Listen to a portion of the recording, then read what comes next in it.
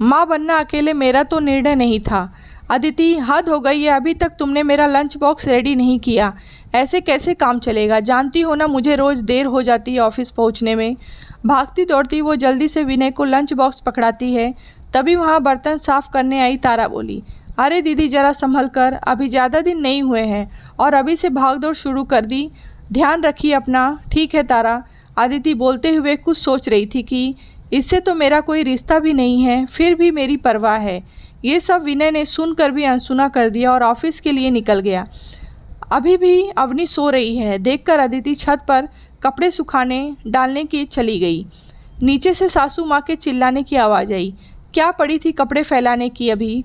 मुन्नी कितनी रो रही है, कोई फिक्र नहीं है। वहीं 10 दिन पहले की बात सोच उसके आंसू बहने लगे। जब उस दिन नहा कर निकली तो कपड़े बाल्टी में ही छोड़ रोती अवनी को चुप कराने चली गई। तबीयत भी ठीक नहीं थी, खाना बनाना था तो जल्दी नहाना जरूरी था। बाल्टी में कपड़े देख रजनी जी गुस्से से बोली, अब बहू ये चाहती है कि सास जाकर कपड़े फैलाए। 5 मिनट ही तो लगते बस, पर बहाने हैं सब। उसे नॉर्मल डिलीवरी से लड़की हुई थी।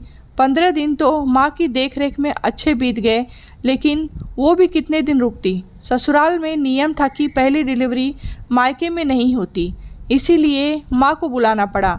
माँ के जाने के बाद उसे ऐसा महसूस हुआ मानो उसने बच्चा पैदा करके कोई अपराध किया हो। क्या सास और क्या ननंद, दोनों के सर काम क्या पड़ा। दोनों ही बस मुंह ज़्यादा चलाती, काम कम करती। जब उसे 2 वक्त का खाना दिया जाता तब उसे ऐसा महसूस होता उनके रहम करम पर वो रह रही है। एक रोटी भी अलग से मांगने में उसे शर्म आती।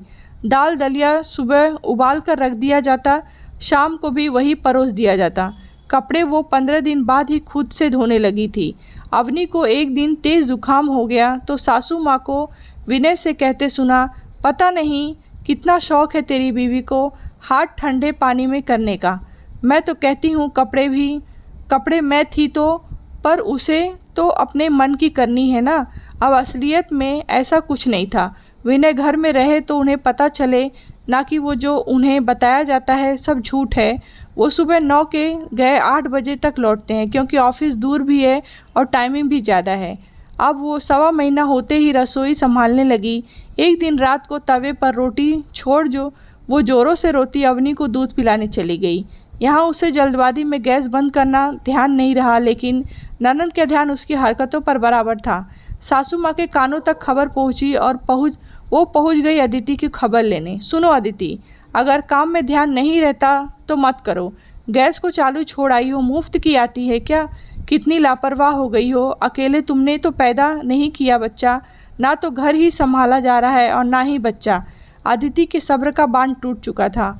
अवनी को गोद में लिया और बोली, तो ठीक है, अब दोनों में से एक ही काम संभालूंगी, या तो घर या बच्चा।